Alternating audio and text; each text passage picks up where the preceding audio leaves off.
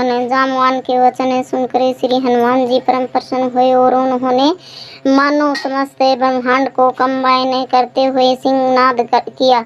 वे वानरों को संबोधित करे कहने लगे, वानरों, मैं समुद्र को लांघ कर लंका को भस्म कर डालूंगा और रावण को उसकी कुल सहित मार कर जानकी जी को ले आऊंगा। यदि कहो तो रावण के गले में रस्सी डालकर और लंका को त्रिकुटी पर्वत सहित उखाड़ कर भगवान श्री राम के चरणों में डाल दूं। हनुमान जी के वचन सुनकर सब जामवान ने कहा कि हे वीरों, मैं श्रेष्ठ पवन पुत्र हनुमान हूँ। तुम्हारा शुभ हो। तुम केवल शुभ लक्षणा जानकी जी को जीते जागते देखकर वे वापस लौट आओ। हे राम भगत, तुम्हारा कल्याण हो। बड़े बूढ़े वानर शिरोमणि के मुख से अपनी प्रशंसा सुनकर हनुमान जी ने अपनी पूंछ को बारंबार घुमाया और भगवान श्री राम के बल का स्मरण किया। हनुमान जी का रूप उस समय बड़ा ही उत्तम दिखाई पड़ रहा था। वे वानरों के बीच से उठकर खड़े हो गए। उनके संपूर्ण शरीर में रोमांच हो आया। उस अवस्था में हनुमान जी ने बड़े बूढ़े वानरों को प्रणाम करके इस प्रकार कहा, आकाश में विचरने वाले वायुदेव का मैं पुत्र हूँ। उनकी शक्ति की कोई सीमा नहीं है। उनका और पुत्र होने के कारण मेरे अंदर भी उन्हीं की शक्ति है। अपनी भुजाओं के वेग से मैं समुद्र को विक्षुब्ध कर सकता हूँ। मुझे निश्चय जान पड़ता है कि मैं विदेही कुमारी जानकी का दर्शन करूंगा। अंत अब तुम लोग आनंद पूर्वक सारी चिंता छोड़कर खुशियां मनाओ।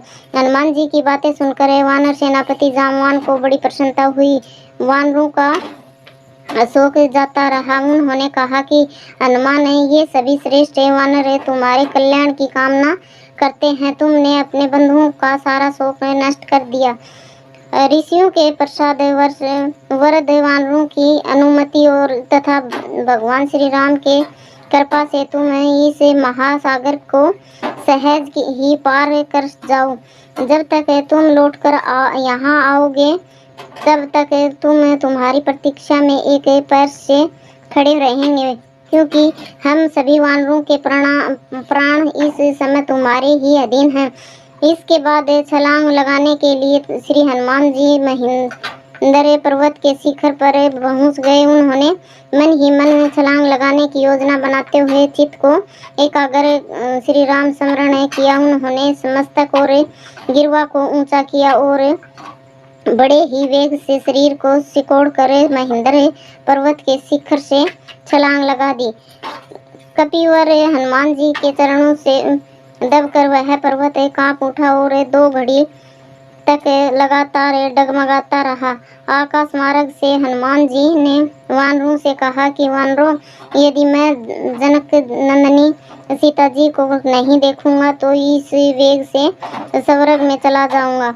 यदि तुम्हें मुझे स्वर्ग में ही भी माँ सीता के दर्शन नहीं हुए तो राक्षस राज रावण को ही बांध लाऊंगा। ऐसा कहकर हनुमान जी विघर बांधाओं का बिना कोई विचार किए बड़े ही वेग से दक्षिण दिशा में आगे बढ़े। उन हनुमान जी के वेग से टूटकर ऊपर उठे वृक्ष से उनके पीछे एक मुहूर्त तक ऐसे चले जैसे राजा के पीछे राजा के सैनिक चलते हैं। धन्यवाद।